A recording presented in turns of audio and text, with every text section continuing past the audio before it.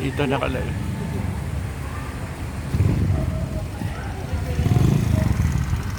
Dito nakalagay ang mga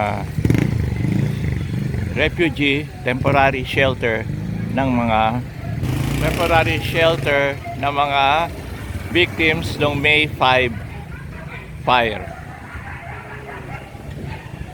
Ngayon nagtataka ako bakit meron dito mga aso. Yung pala yung mga aso nila, their dogs are not allowed inside.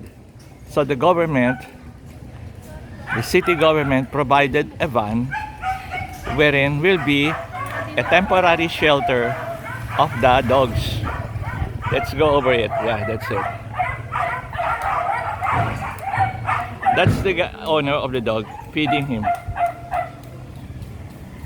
Let's go closer. Ito yung mga alaga pala. O yan o, pinapakain niya o. Ayan o.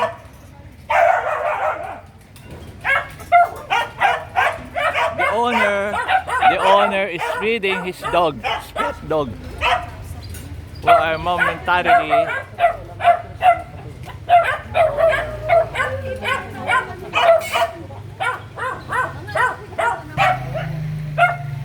ay marami pala, may mga tuta siya.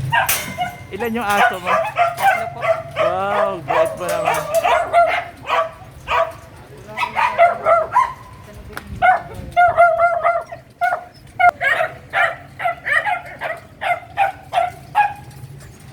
The dogs are not allowed inside the refugee center. So the government provided a place for them for the meantime.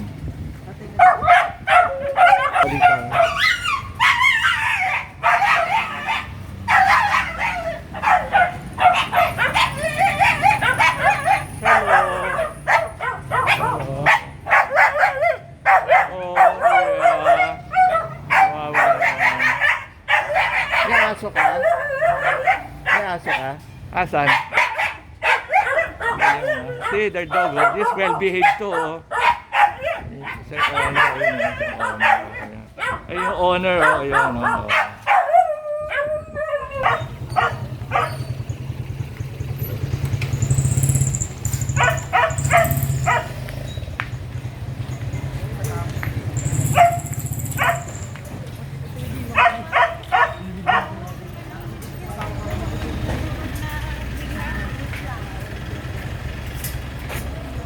They're feeding their pets.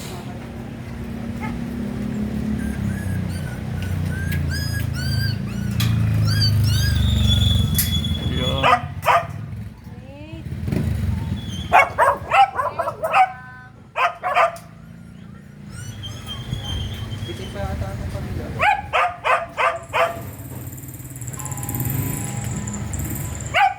Ilan ang aso niyo?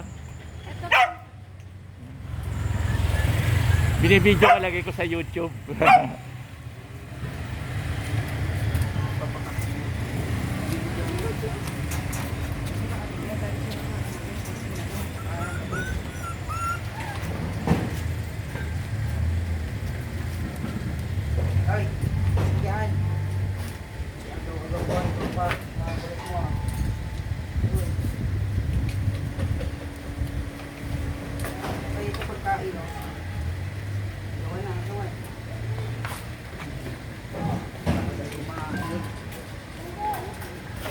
May anak pala siya, no? May tuta, no? Paskal lang naman po. Okay naman yan.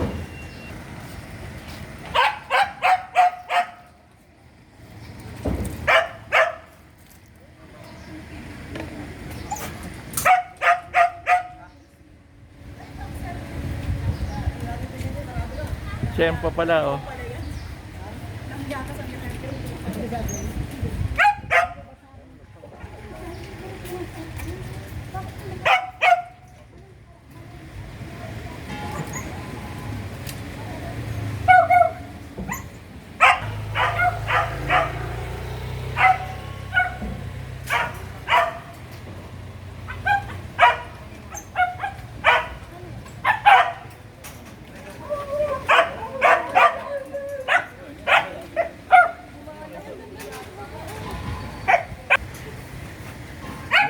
scatter pa sila.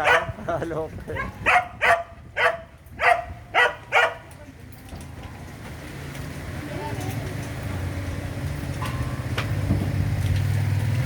Meron ka rin dyan? Meron ka rin dyan. Wala po, pag papakain po ako sa